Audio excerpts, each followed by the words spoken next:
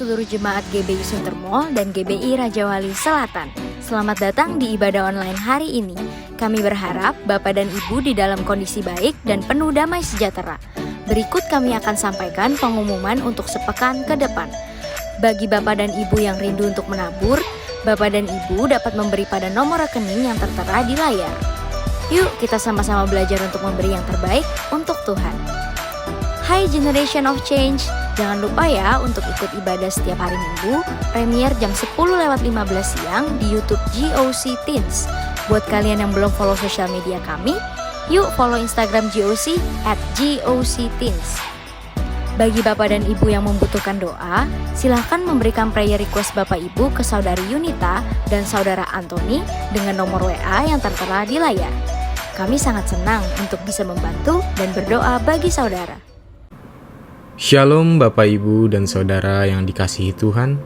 Mari kita bersama-sama membaca Mazmur 91 untuk membangkitkan iman percaya kita bahwa perlindungan hanya ada di dalam nama Tuhan Yesus Kristus.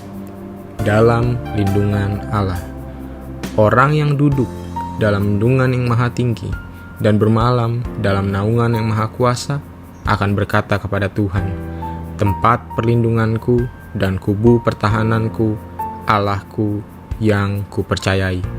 Sungguh, dialah yang akan melepaskan engkau dari jerat penangkap burung, dari penyakit sampar yang busuk. Dengan kepaknya, ia akan menudungi engkau. Di bawah sayapnya, engkau akan berlindung. Kesetiaannya ialah perisai dan pagar tembok. Engkau tak usah takut terhadap kedahsyatan malam, terhadap panah yang terbang di waktu siang, terhadap penyakit sampar yang berjalan di dalam gelap, terhadap penyakit menular yang mengamuk di waktu petang. Walau 1.000 orang rebah di sisimu dan 10.000 di sebelah kananmu, tetapi itu tidak akan menimpamu. Engkau hanya menontonnya dengan matamu sendiri dan melihat pembalasan terhadap orang-orang fasik. Sebab Tuhan ialah tempat perlindunganmu, yang maha tinggi telah kau buat tempat perteduhanmu. Malapetaka tidak akan menimpa kamu, dan tulah tidak akan mendekat kepada kemahmu. Sebab malaikat-malaikatnya akan diperintahkannya kepadamu untuk menjaga engkau di segala jalanmu. Mereka akan menatang engkau di atas tangannya, supaya kakimu jangan terantuk kepada batu. Singa dan ular tedung akan kau langkahi. Engkau akan menginjak anak singa dan ular naga. Sungguh hatinya melekat kepadaku, maka aku akan meluputkannya. Aku akan membentenginya, sebab ia mengenal namaku. Bila ia berseru kepadaku, aku akan menjawab. Aku akan menyertai dia dalam kesesakan. Aku akan meluputkannya dan memuliakannya. Dengan panjang umur akan kukenyangkan dia, dan akan kuperlihatkan kepadanya keselamatan daripadaku. Amin. Pentakosta ketiga adalah pencurahan Roh Kudus yang dahsyat di zaman ini, melebihi yang terjadi di Azusa Street. Pentakosta ketiga akan mengakibatkan penuaian jiwa yang terbesar dan yang terakhir sebelum Tuhan Yesus datang kembali. Pentakosta ketiga akan membangkitkan generasi Yeremia, yaitu anak-anak muda yang dipenuhi Roh Kudus, cinta mati-matian kepada Tuhan Yesus, tidak kompromi terhadap dosa, dan akan bergerak untuk memenangkan jiwa. Pentakosta ketiga lahir di Indonesia dan bergerak ke bangsa-bangsa. Gerakan ini dari timur ke barat dan akan kembali ke Yerusalem. Pentakosta ketiga akan memberikan kuasa untuk menyelesaikan amanat agung, dan setelah itu Tuhan Yesus datang kembali. Shalom saudara, saya berdoa kita semua terus ada dalam perlindungan dan penyertaan Tuhan. Ada pertanyaan, bagaimanakah seseorang dapat mempersembahkan persembahan yang hidup, kudus, dan berkenan kepada Allah? Voice of Pentecost kali ini, kita akan membahas paradigma baru dalam melakukan ibadah yang sejati. Pada masa pandemi COVID-19, tentunya kita memiliki kesulitan untuk melakukan pelayanan atau kegiatan rohani. Dalam Roma 12 ayat 1 dan 2, Rasul Paulus menasihatkan kita untuk mempersembahkan tubuh kita sebagai persembahan yang hidup, yang kudus, dan yang berkenan kepada Allah sebagai ibadah yang sejati. Sedangkan saat ini kita tidak bisa beribadah di gereja. Apakah ayat ini masih relevan? Ada beberapa kata yang harus kita perhatikan maknanya. Yang pertama, kata hidup. Hidup yang dipakai berasal dari kata Yunani, zao, yang secara harfiah berarti bernafas atau tidak mati. Bukan hanya itu saja, kata ini juga mengandung makna segar, kuat, dan efisien. Yang kedua, kudus.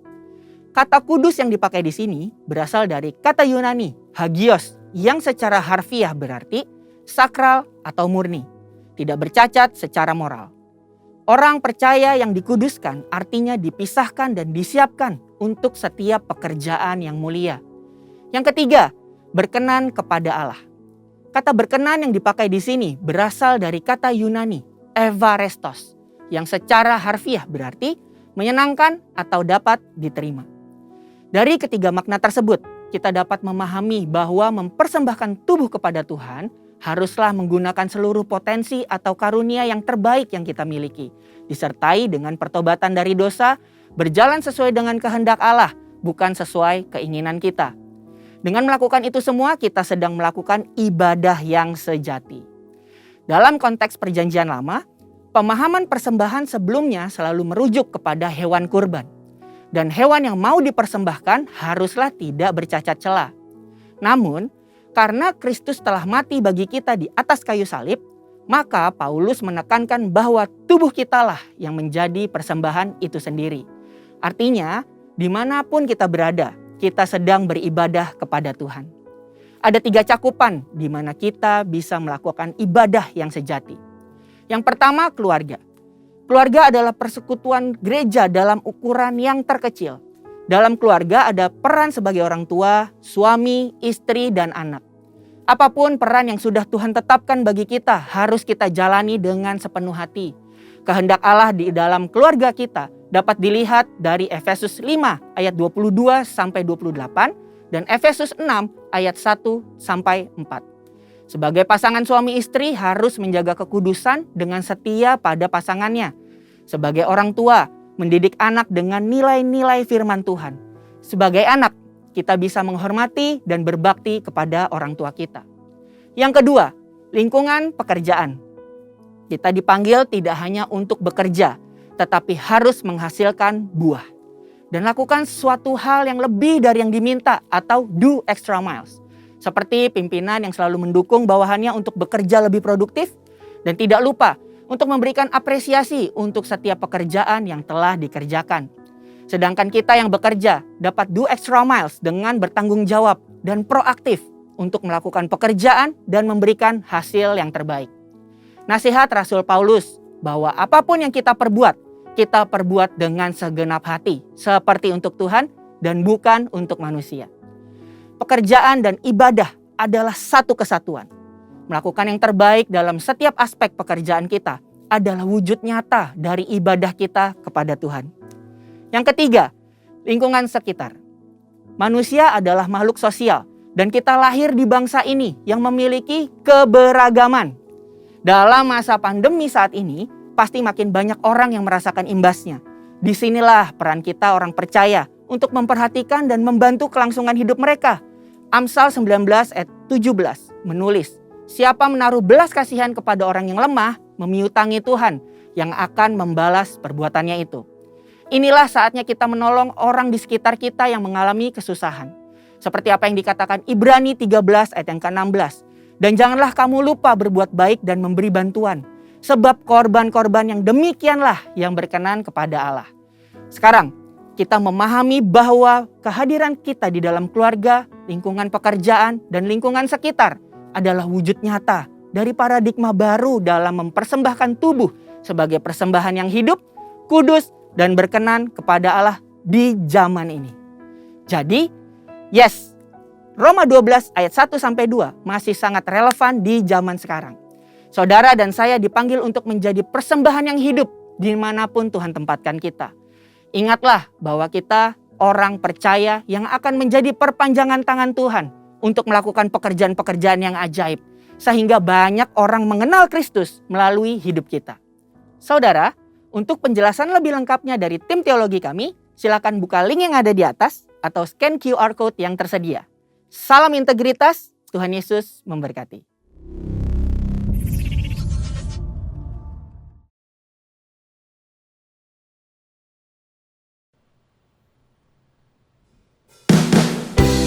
Umat-umat yang dipilih Tuhan, shalom. Haleluya. Bersuka cita karena kuasanya yang luar biasa. Mari sama-sama nyatakan dengan sungguh. Come on. Kita dipilih dan dikuduskan untuk memberitakan perbuatan sekarang saatnya bangkit nyata. Yesus Tuhan, Yesuslah Raja pemenang. Katakan untuk selamanya Dia berkuasa, telah diberikan bagi kita kerajaannya yang akan tergoncangkan sampai selamanya. Haleluya, bergelora dalam kita, kekal mulia namamu Yesus Tuhan. Sama-sama katakan Mari Bapak Ibu yang di rumah-rumah, mari berdiri bersama-sama dengan kuasanya yang luar biasa. Nyatakan kepada Tuhan. Come on, katakan. Kita berdiri dengan kuasa sebab Roh yang dahsyat beserta kita. Sekaranglah saatnya. Amin. Bangkit nyatakan Yesuslah Raja pemenang. Kemuliaan untuk selamanya Dia berkuasa, telah diberikan bagi kita kerajaannya yang akan tergoncangkan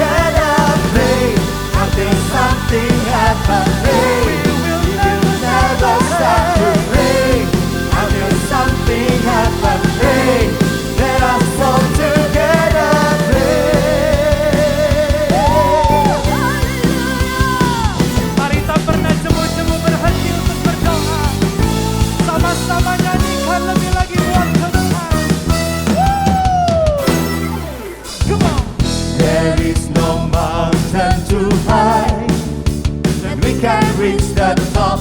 There is no ocean too wide that we cannot cross. With Jesus, there's nothing. With Jesus, there is nothing we can do. 'Cause Jesus, I will never let you go.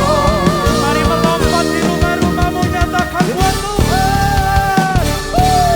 Pray until something happens. Pray, we will never stop to pray until something happens. Pray, let us hold together. Pray until something happens. Pray, dengan iman katakan. Pray until something happens. Pray, let us hold together. Pray until something happens. Pray, we will never stop to pray until something happens. Pray, let us hold together. Pray until something happens. Pray, we will never stop to pray until something happens. Pray, let us hold together. Pray.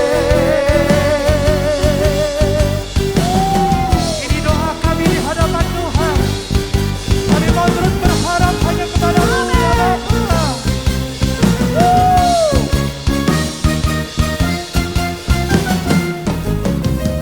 Bersama-sama mari mengangkat tanganmu. Come on. Pray until something happens. Pray, we will never stop to pray until something happens. Pray, let us hold together. Pray until something happens. Pray, we will never stop to pray until something happens. Pray, let us hold together. Pray until something happens. Pray, we will never stop to pray until something happens. Pray, let us hold together. Pray until something happens. Pray, let us never stop to pray until something happens. Pray, let us hold together.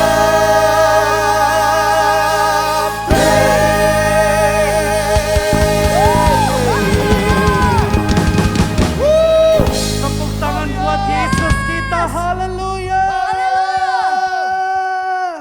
Haleluya. Haleluya. Kami tahu, kami berdoa, maka kemuliaan-Mu tercurah ya Bapa. Kami tahu kemuliaan-Mu melebihi segala-galanya di hidup kami. Thank you Lord Jesus.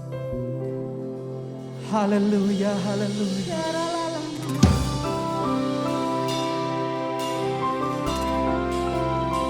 Mari bersama-sama angkat tanganmu di hadapan Tuhan. Nyatakan dengan sungguh. Dipenuhi kemuliaan, dipenuhi pujian, kami berikan padamu Tuhan, korban pujian, dipenuhi kemuliaan,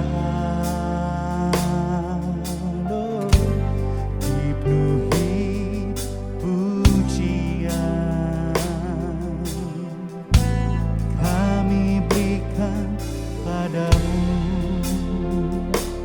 Tuhan, korban pujian. Kau saja yang suci, Kau saja yang layak, Kau layak terima glory. Yesus Kau Tuhan, Kau saja yang suci, Kau saja yang layak, Kau layak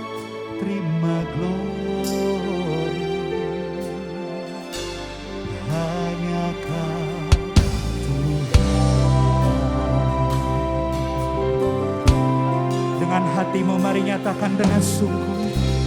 Dipenuhi kemuliaan, dipenuhi pujian, dipenuhi pujian. Kami berikan hanya bagi Tuhan, kami berikan padamu Tuhan korban pujian. Dipenuhi kemuliaan, dipenuhi kemuliaan,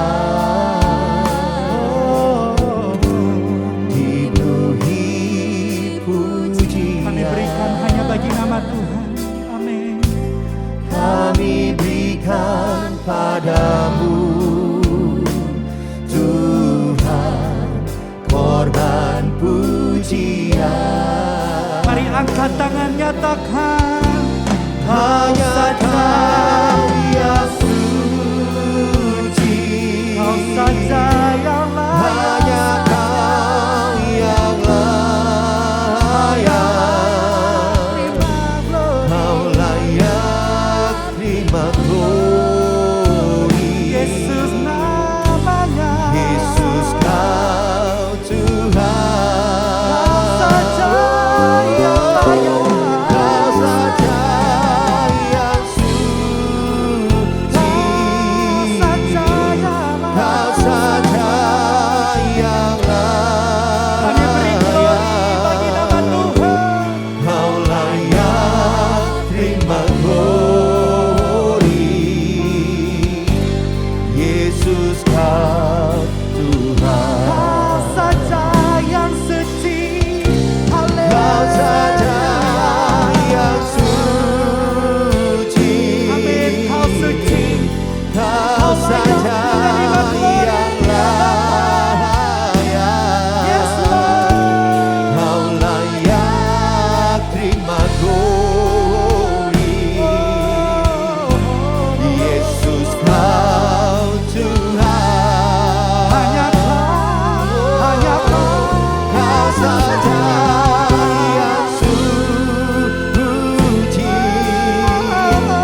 Kau saja yang layak.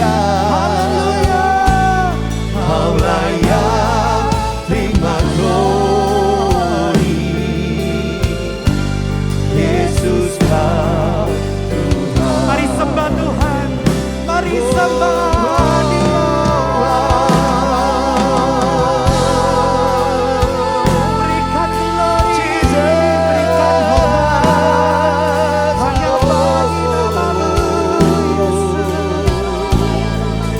Haleluya.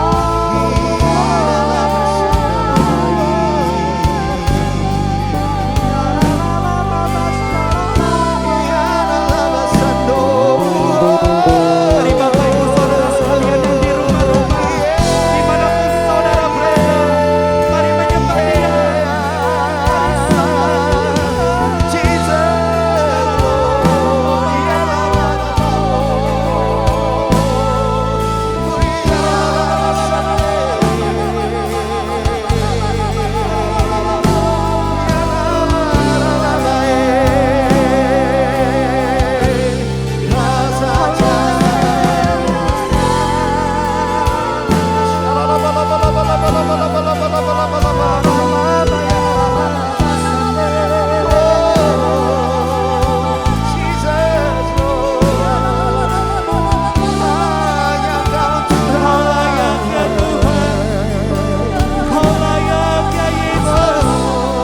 Apapun kondisi kami ya Tuhan, kami mau tetap berikan glory bagi nama Tuhan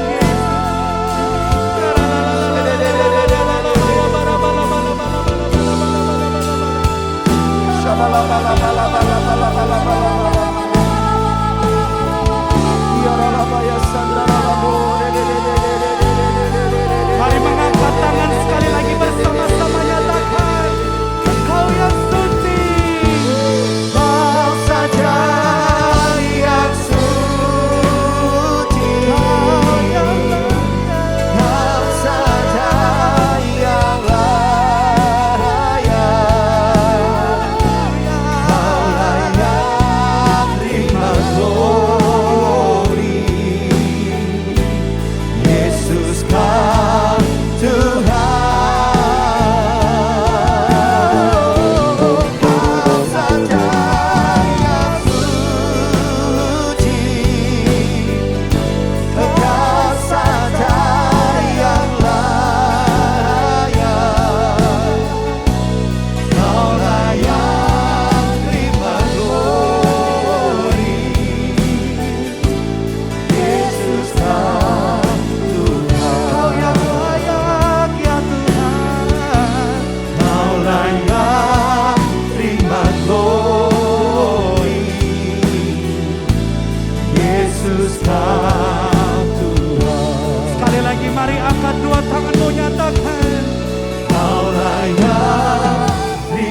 glory. Yesus kau Tuhan.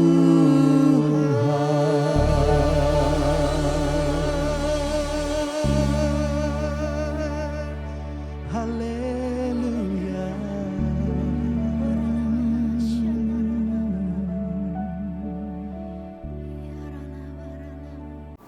Ya, Shalom Bapak Ibu semua yang ada di Gereja Rayon 1D, apa kabar? Ini sebuah kepercayaan yang Tuhan berikan buat saya untuk bisa sharing isi hati Tuhan lewat ibadah online pada hari ini. Saya bersyukur pada Tuhan, ya kita selalu beroleh kemurahan untuk hari ini kita bisa ada sebagaimana ada. Tanpa menggurui, tanpa merasa bahwa saya paling tahu, saya paling bisa, tidak ya Bapak Ibu ya. Tapi sebagai hamba Tuhan, saya ingin membawa kita, Bapak Ibu semua, untuk kembali kepada prinsip-prinsip firman tentunya. Karena itulah prinsip yang tidak tergoncangkan. Yang setuju katakan amin. Nah, hari ini izinkan saya punya tema pada Bapak Ibu tentang bagaimana kita punya rasa hormat pada Tuhan. Ya, honor to the Lord.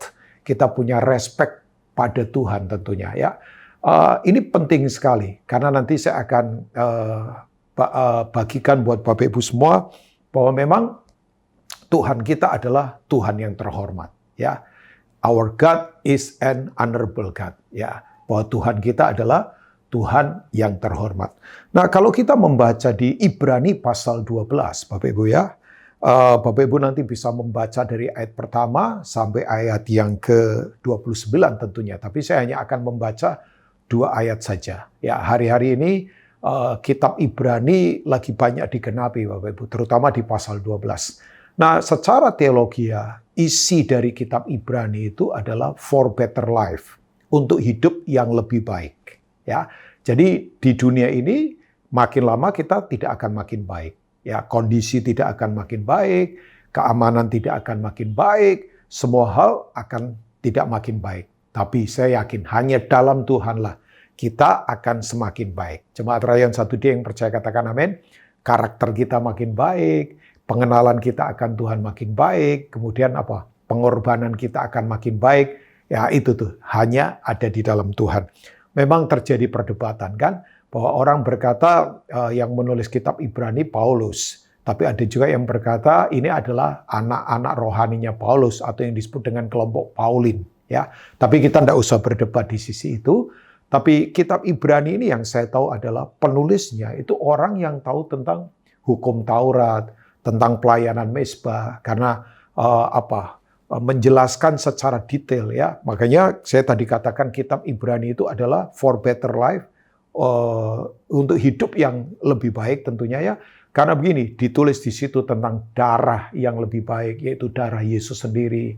Kemudian imam besar yang agung yang lebih baik. Kemudian apalagi ibadah yang lebih baik dan sebagainya. Nah, dalam Ibrani pasal 12 ayat yang ke-28 ini berhubungan dengan rasa hormat kita dalam ibadah tentunya. Ya. Nah, saya akan membacakan buat Bapak Ibu semua.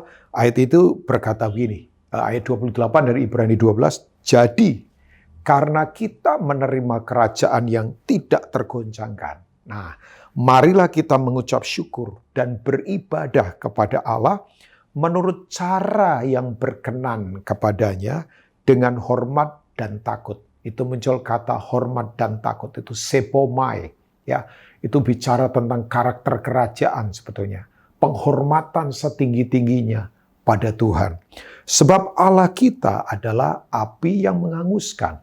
Nah, orang seringkali kan diajar bahwa Tuhan itu baik, betul Tuhan baik.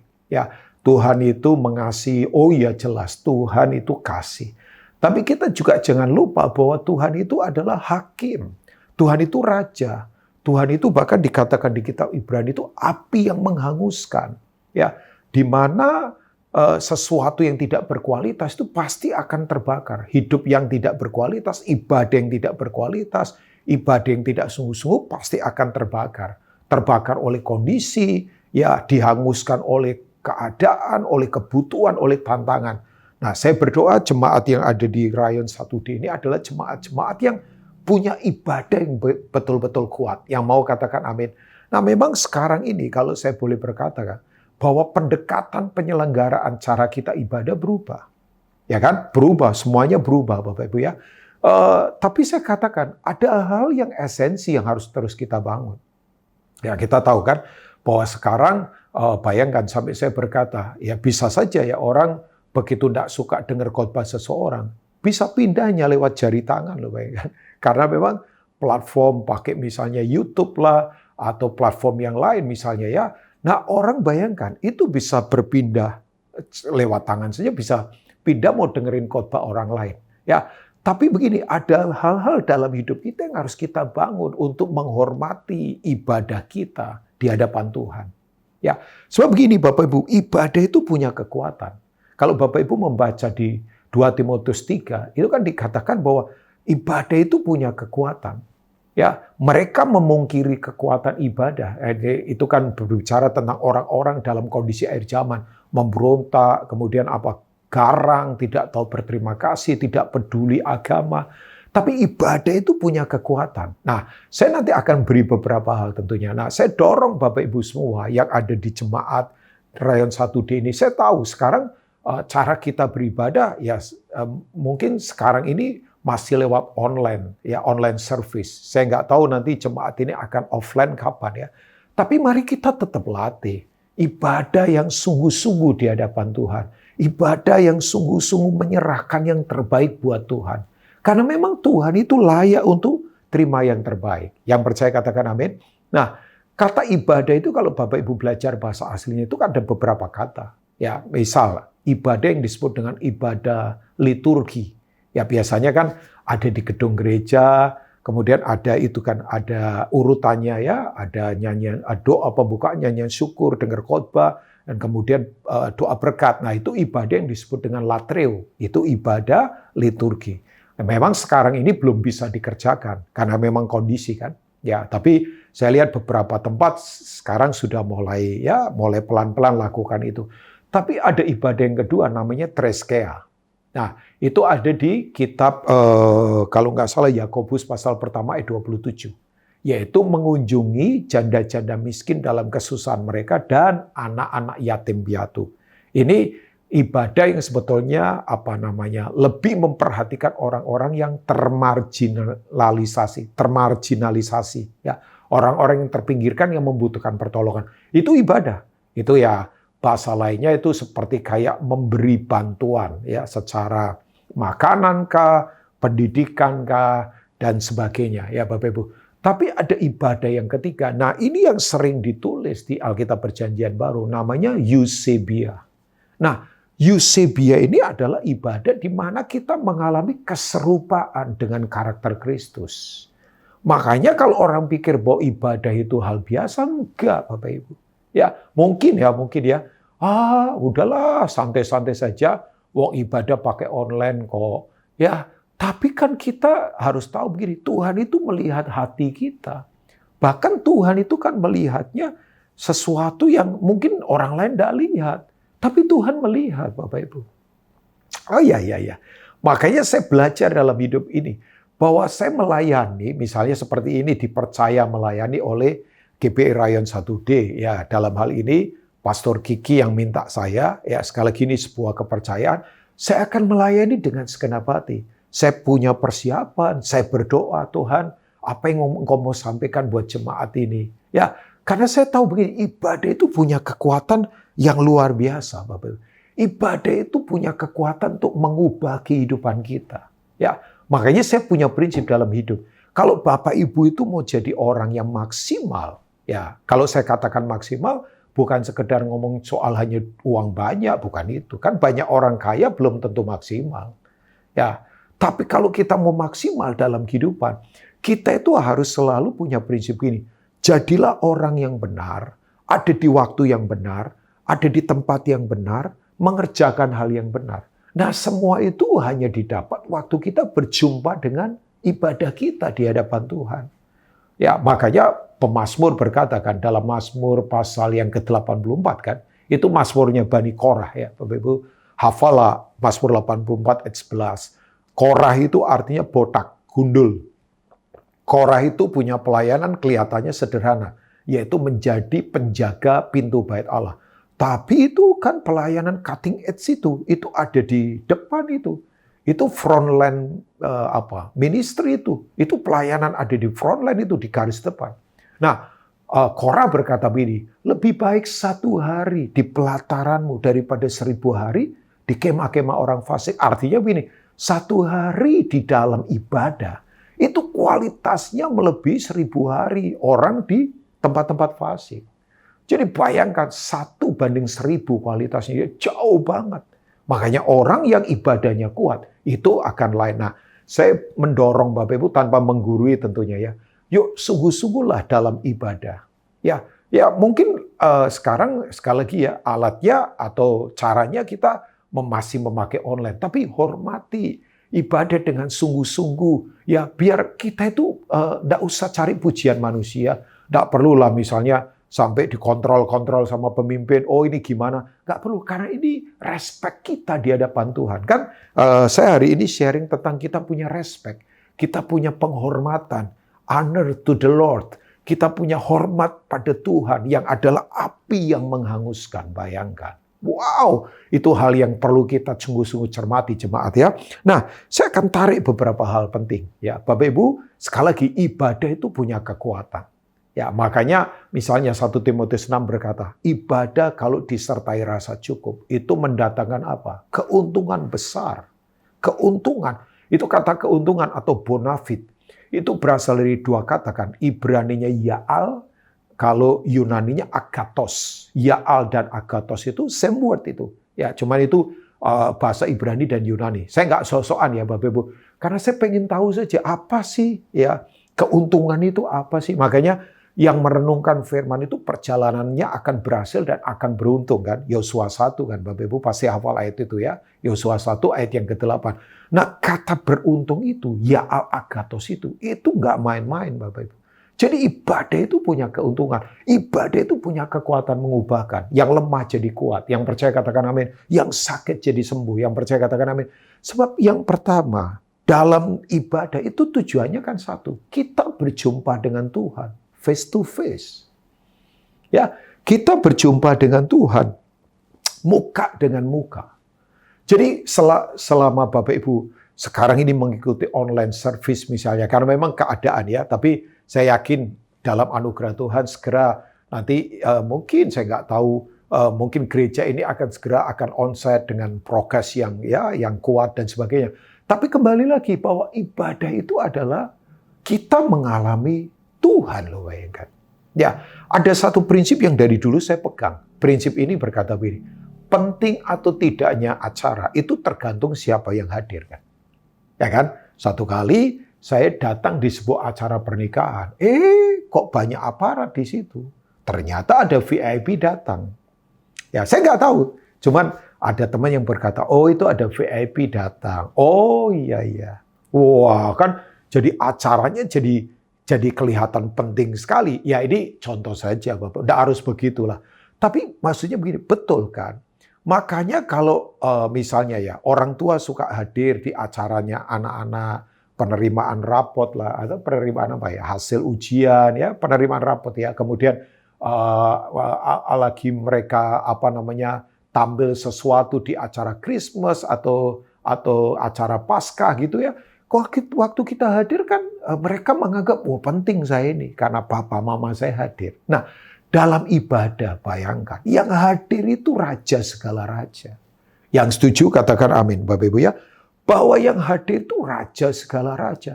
Itu pasti ada sesuatu yang betul-betul luar biasa. Coba bayangkan. Ya, Bapak Ibu, saya nanti mengajak Bapak Ibu, kalau pas lagi perenungan, Bapak Ibu boleh membaca itu, Lukas 8 ayat 40 sampai seterusnya, atau di sinopsisnya Injil yang sama menulis itu ada di Markus pasal yang ke-5. Itu ceritanya orang yang mengalami perjumpaan ilahi dengan Tuhan. Itu 2 orang. Satu mewakili kelompok orang yang terhormat secara manusia, namanya Yairus. Bapak Ibu tahu Yairus ya? Yairus itu adalah kepala rumah ibadat yang ada di Kapernaum. Itu jenjang untuk dapat ke sana itu tidak gampang. Makanya saya suka berkata sama teman-teman, sekarang ini orang ya gampang sekali ya jadi pendeta ya. wah begitu apa sedikit pendeta. Padahal ya oke lah. Tapi begini, untuk jadi pelayan Tuhan itu step-stepnya, wah proses itu. Pembentukan dan sebagainya, Bapak Ibu ya. Nah, Yairus ini orang terhormat. Tapi dia itu harus merendahkan hati untuk berjumpa dengan Yesus. Nah, Yesus kan waktu itu penginjil yang masih muda, usia 30-an tahun, pengikutnya orang-orang biasa, nelayan, pemungut cukai, kita tahu semua ya. Tapi yang luar biasa, Yairus itu orang segenap hati loh Bapak. Dia tanggalkan kesombongan, dia tanggalkan dia rasa hebat, dia merendahkan hati. Nah, saya tahu begini Bapak Ibu, kalau kita masuk ke situasi itu tidak enak loh. Orang-orang Yahudi mungkin akan omongin dia, ini orang terhormat, kok mau tanggalkan semua ini untuk ketemu orang ketemunya di sebuah perjalanan kan. Ya, nah kemudian Yairus datang karena anaknya yang usia 12 tahun sakit keras dan bahkan mati kan nantinya. Ya di ujung cerita di Lukas 8 ayat 40 dan seterusnya itu mati walaupun anaknya nanti dibangkitkan oleh Yesus. Tapi dalam perjalanan itu tiba-tiba dia diinterupsi oleh sebuah kejadian. Padahal dia yang pertama datang loh. Makanya betul ya, first come, not first serve. Yang datang pertama belum tentu dilayani pertama. Ya, tapi jangan marah. Ya, Yairus itu membiarkan Yesus melayani yang lain dulu. Yang dilayani siapa? Orang yang secara masyarakat dianggap najis, yaitu wanita yang 12 tahun sakit pendarahan. Itu keluar lelehan di alat private-nya dia. Itu saya nggak tahu kanker atau apa. Bayangkan. Jadi kalau saya boleh berkata, 12 tahun yang lalu Yairus tertawa karena anaknya lahir, 12 tahun kemudian Yairus menangis karena anaknya sakit bahkan mati. 12 tahun yang lalu wanita ini menangis karena divonis dokter sakit sampai uangnya habis. Tapi 12 tahun kemudian siapa sangka, dia tertawa karena sembuh. Makanya saya harus katakan ya, dalam hidup ini kita tidak bisa kendalikan keadaan loh Bapak Ibu. Ya, ada yang sekarang tertawa, jangan sombong. Kita bisa menangis satu kali. Ada yang sedang menangis sekarang, jangan patah hati. Bisa saja satu kali kita akan ketawa. Cuman yang nggak boleh nangis sambil ketawa. Nah, itu edan namanya, itu gila itu ya. Nah, tapi apa yang terjadi? Ini hal yang luar biasa. Bapak Ibu kalau baca tradisi Yahudi, angka 1 itu kan angka Tuhan ya. Angka 3, angka Tritunggal jelas. Angka 6, angka manusia. Ya, angka 7, angka sempurna. Tapi kalau ketemu angka 12, itu artinya angka apa? Keutuhan, totalitas. Itu sama dengan integritas. Makanya integritas itu begini, orang lihat atau tidak, kita itu benar-benar jadi diri seperti yang Tuhan mau. Makanya kan di ibadah online begini nggak ada yang lihat kan Bapak Ibu. Tapi sikap kita apakah tetap masih utuh di hadapan Tuhan? Ya kan? Kalau Bapak Ibu membaca di Lukas pasal 8 ayat 40 itu yang menanti-nantikan Yesus tuh banyak orang. Sampai Yesus tuh didesak-desak banyak orang. Saya nggak tahu jumlahnya berapa itu. Bisa mungkin ratusan, bisa ribuan. Karena Alkitab nggak tulis angka secara detail ya. Tapi begini itu banyak orang. Nah Bapak Ibu bisa rasa lah. Wanita ini tahu diri kan. Wanita kalau lagi pendarahan, lagi datang bulan saja. Itu nggak bisa ketemu orang loh. Sebab kalau dia ketemu orang nempel sesuatu, orangnya jadi najis. Dia nempel sendok saja misalnya atau basi begitu atau tempat begitu itu ditempel juga jadi najis. Bayangkan. Tapi kerinduannya bayangkan. Dia tidak peduli semua itu karena dia udah hopeless, nggak ada harapan.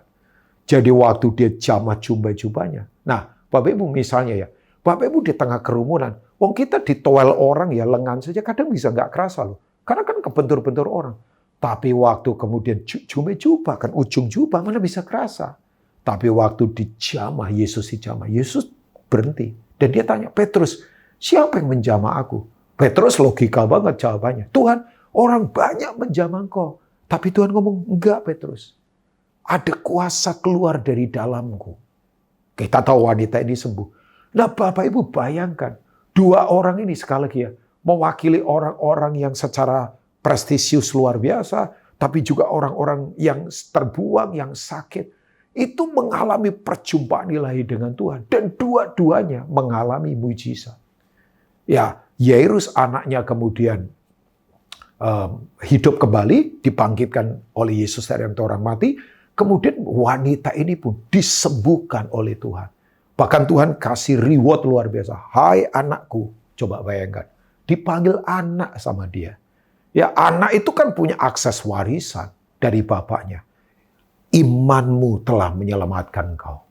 Wah, saya itu waktu membaca narasi ini ya, cerita di Injil ini, waduh, saya sangat diberkati.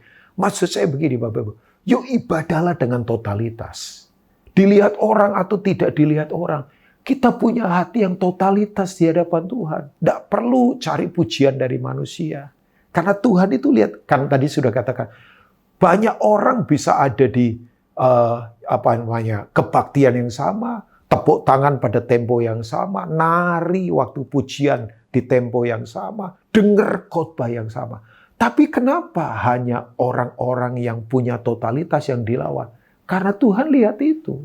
Kok dari banyak ribuan orang itu hanya Yairus dan wanita ini yang dilawan Tuhan? Ya karena mereka totalitas. Nah, jemaat Rayon 1D, beribadahlah dengan totalitas. Ya, hati dipersiapkan yang terbaik, ya. Semuanya jangan ibadah kita asal-asalan. Event itu ada di rumah, lagi online. Ya, yuk ibadahlah dengan segenap hati, punya rasa haus dan lapar akan Tuhan.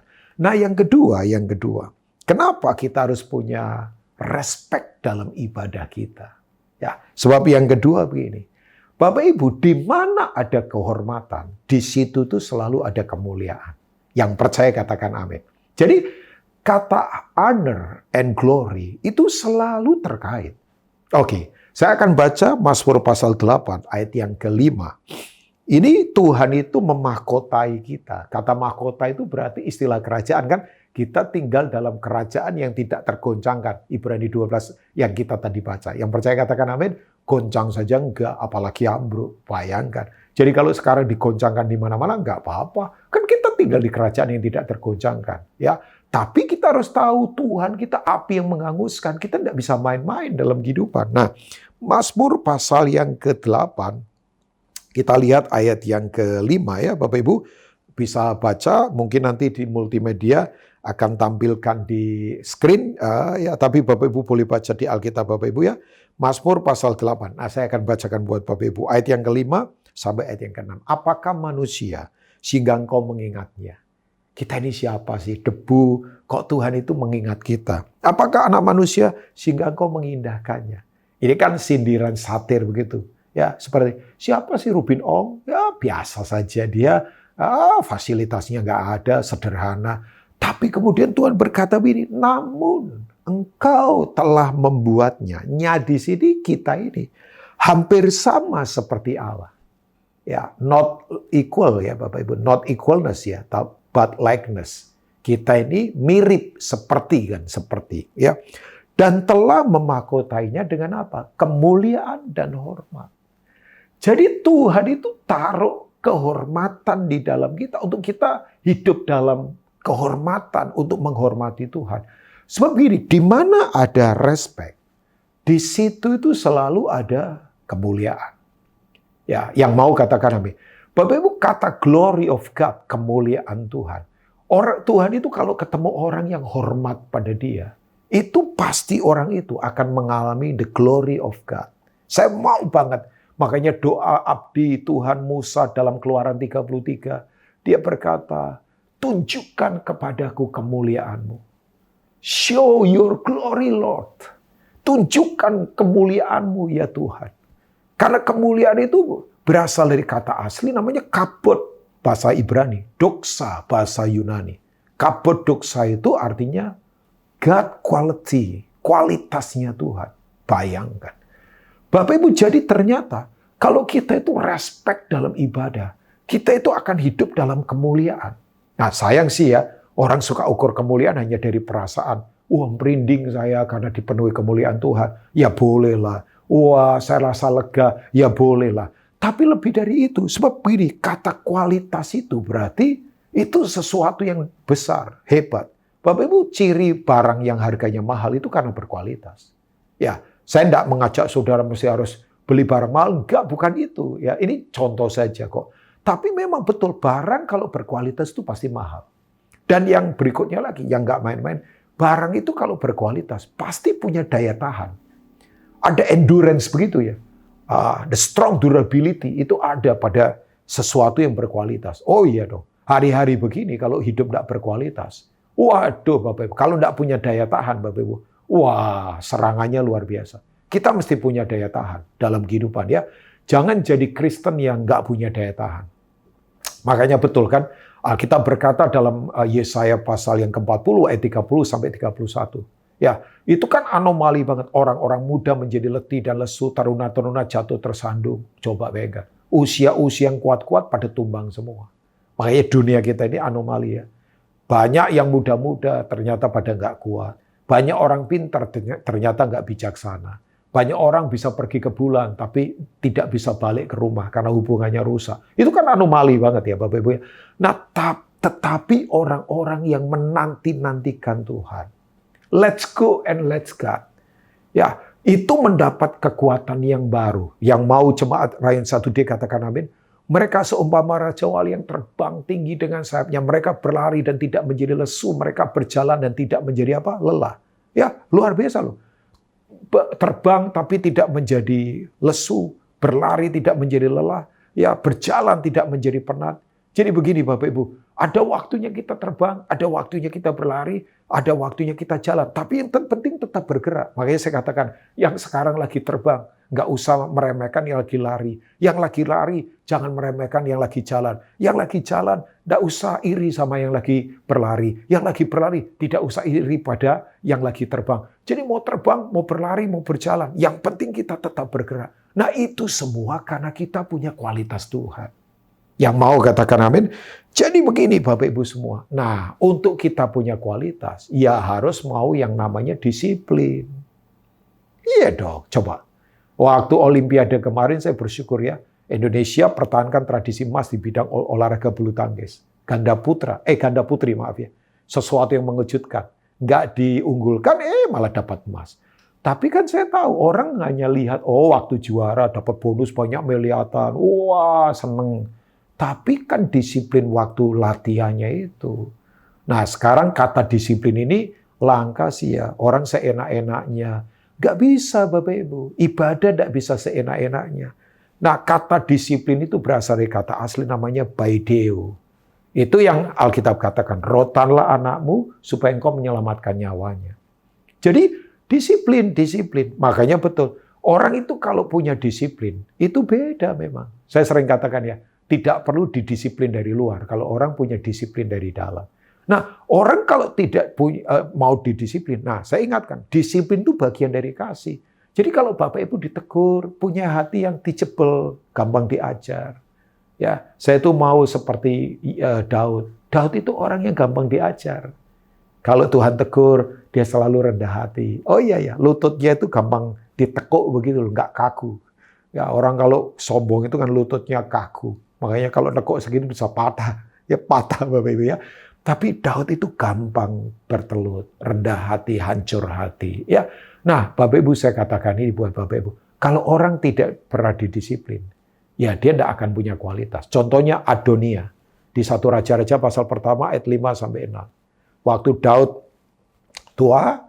Dia meninggal bukan karena sakit parah ya. Karena memang sudah tua. Bapak Ibu tahu penggantinya kan jelas. Urapannya turun pada Salomo. Tapi Adonia itu mengangkat diri menjadi raja. Kerahkan 50 orang yang berlari di depannya dia. Kasihan. Tapi Alkitab berkata begini, seumur hidupnya Adonia itu tidak pernah ditegur oleh bapaknya. Tidak pernah didisiplin. Makanya orang kalau tidak pernah disiplin, merasa dia raja, padahal mentalnya budak. Kasihan. Kan dia diperbudak ambisi, Bapak Ibu. Kasihan sekali. Nah, jemaat Rayon 1D, yuk kita sungguh-sungguh punya kehormatan untuk menghormati Tuhan. Karena itu yang membuat kita punya kualitasnya Tuhan. Saya selesai dengan yang berikutnya. Tapi saya tutup dengan ini. Prinsip yang ketiga adalah begini. Bapak Ibu mari bersungguh hatilah dalam ibadah. Karena Tuhan itu akan percayakan hal-hal yang besar buat orang yang bersungguh hati dalam ibadahnya. Yang mau katakan amin? Saya percaya Pastor Kiki dan semua diaken yang ada di GBI Rayon 1D ini. Bapak Ibu bersiaplah. Ada banyak hal besar yang akan Tuhan kerjakan di depan ini. Saya yakin. Ya memang ini kita ada di era perubahan sangat luar biasa. Coba, Bapak Ibu mungkin ya, kalau kita berpikir, saya tuh sekarang ya, lihat uang cash saja udah jarang. Ya kadang-kala masih lihat. Tapi sekarang bayangkan, perubahannya cepat loh. Orang nggak perlu lagi pakai uang cash sekarang. Semua sudah pakai e-money, transaksi sudah lewat elektronik semua. Coba bayangkan lewat device yang sudah ada lewat elektronik device ya. Tapi betul ya Bapak Ibu, sekarang ini perubahannya luar biasa. Tapi nggak apa-apa. Yang tidak berubah kan 3 hal saja, yaitu Tuhan, firman-Nya, dan kerajaan-Nya. Jadi kalau kita mau tetap kuat harus ada di situ. Nah itu semua bicara tentang ibadah yang segenap hati. Di mana kita berjumpa dengan Tuhan, yang tadi saya katakan, berjumpa dengan firman-Nya, dan berjumpa dengan pemerintahnya, kerajaannya yang tidak tergoncangkan. Jemaat 1D yang percaya katakan amin. Nah Bapak Ibu, saya tutup dengan Yesaya pasal 43. Berharap ini menjadi pesan profetik untuk kita bersiap ke depan ya. Yesaya 43 itu Alkitab berkata begini.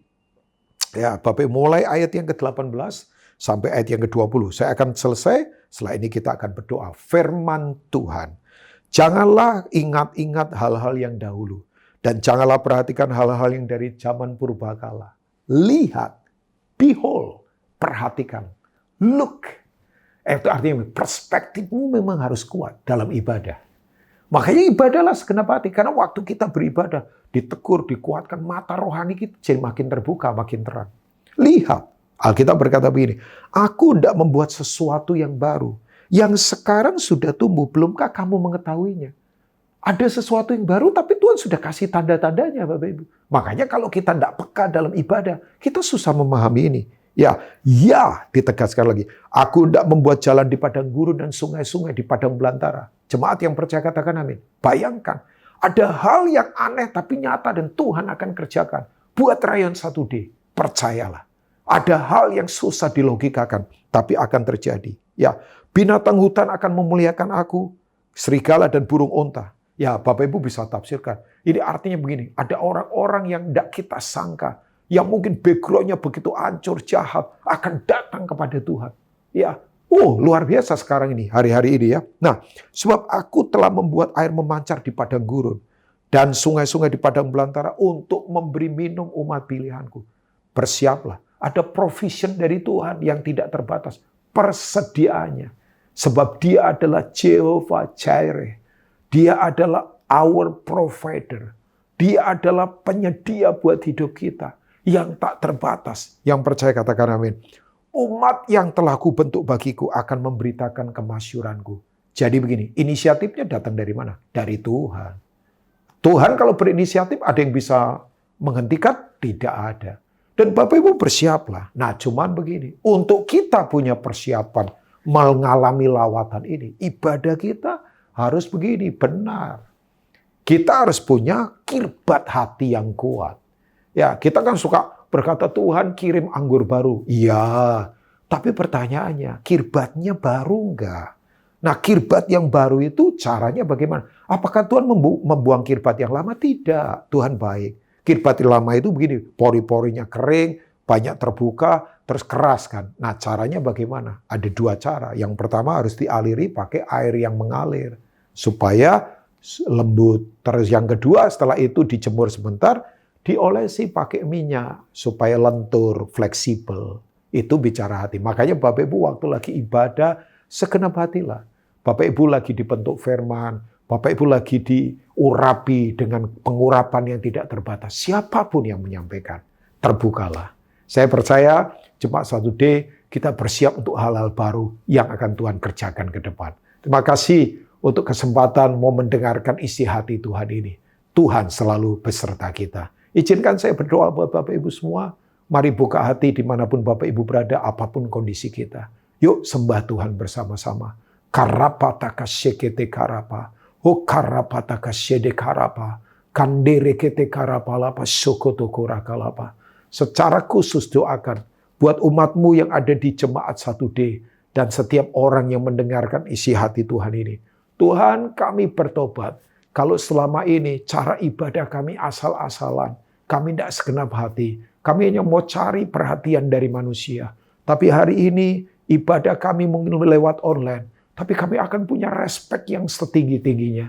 Sebab kami sedang melayani Raja segala Raja, Memang Tuhan penuh kasih, memang Tuhan baik. Tapi kami juga tidak akan lupa Engkau hakim, Engkau api yang menghanguskan. Engkau sungguh-sungguh Tuhan yang tidak bisa dikompromikan oleh hal-hal yang salah. Kami mau hormati Tuhan lebih daripada apapun. Hari ini yang lemah dikuatkan, yang sakit disembuhkan. Hamba berdoa buat Pastor Kiki dengan keluarga, semua diaken, semua jemaat yang lagi mengalami apapun. Tuhan memberkati, Tuhan menolong. Bagimu hormat, bagimu pujian. Dalam nama Tuhan Yesus. Mari kita yang percaya katakan, amin. Tuhan Yesus memberkati. Bapak Ibu sekalian, mari kita akan persiapkan diri untuk bersama-sama untuk menerima berkat Tuhan pada hari ini. Dan sebelumnya kita akan angkat satu pujian.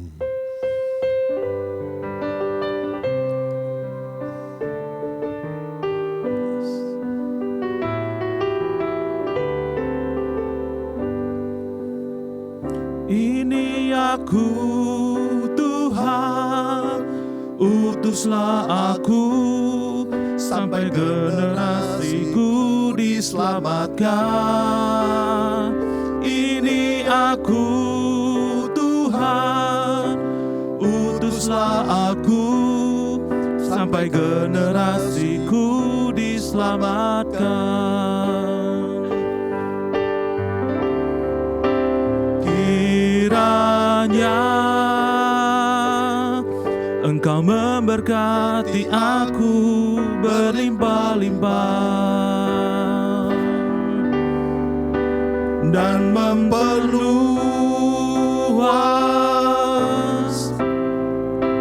daerahku, katakan dan kiranya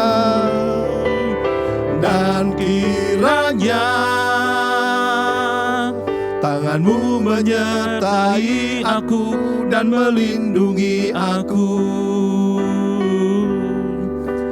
daripada malapetaka,